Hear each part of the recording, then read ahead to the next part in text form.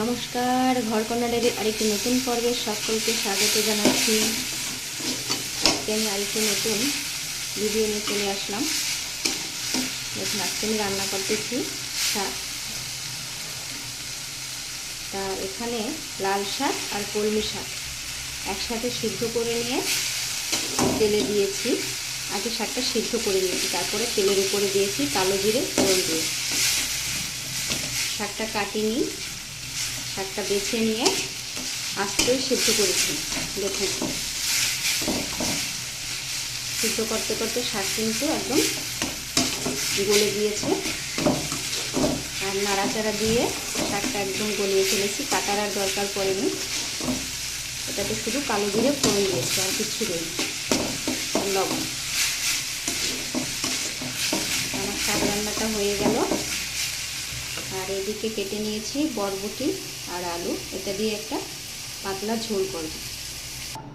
দেখুন, আমি শাকটা তুলে নিয়েছি, কত সুন্দর হয়েছে শাকটা, একদম গলে গিয়েছে। আর এদিকে কড়াই আবার তেল দিয়েছি।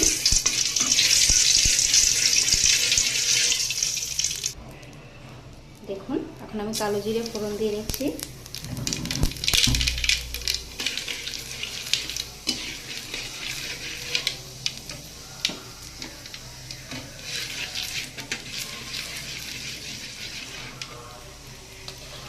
এবারে এই যে বরবটি আর আলু কেটে রাখা, এটা দিয়ে দেব।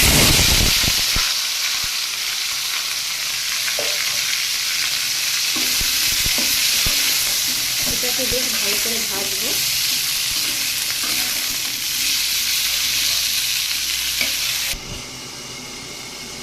দেখুন, সবজিটা বারবার ঢাকা দিয়ে আবার ঢাকনা খুলে নেড়ে ফেড়ে সবজিটা ভেজে নিচ্ছি। যতক্ষণ না সবজি মজে যায় ততক্ষণ ভাজবো।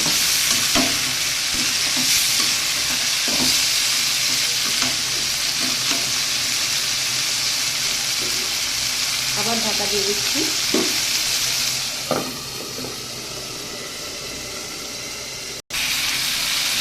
ঢাকাটা তুলে নিয়েছি, এরপর দিয়ে দিচ্ছি একটু হলুদ। এবার নাড়াচাড়া দিয়ে আবার ঢাকা দিয়ে দেবো।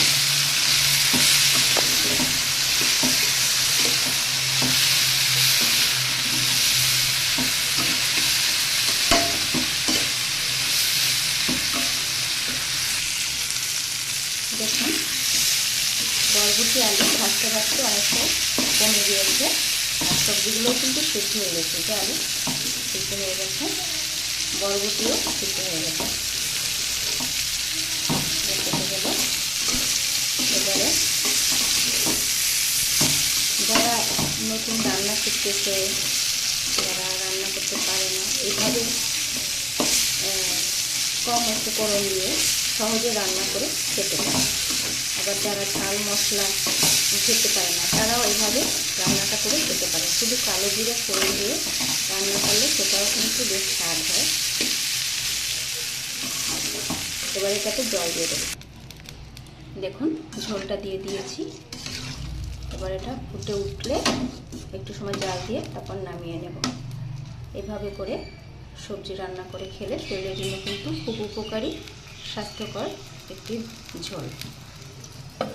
ঢাকা দিয়ে দিচ্ছি, ফুটে ওঠার জন্য অপেক্ষা করব। দেখুন, বরবটিগুলো ঝোল পেয়ে আবার ফুলে উঠেছে। আর ঝোলটা আমি আরেকটু ফুটিয়েই নামিয়ে নেব।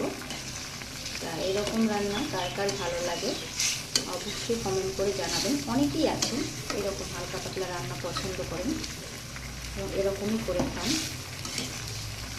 ভিডিওটি ভালো লাগলে চ্যানেলটি লাইক, সাবস্ক্রাইব, শেয়ার করে দিবেন। ভিডিওটি দেখার জন্য সকলকে ধন্যবাদ। সকলের জন্য রইল শুভকামনা। আজকে এই পর্যন্ত। আর ঝোলটা আমি আরেকটু ফুটিয়ে তারপর নামিয়ে নেব।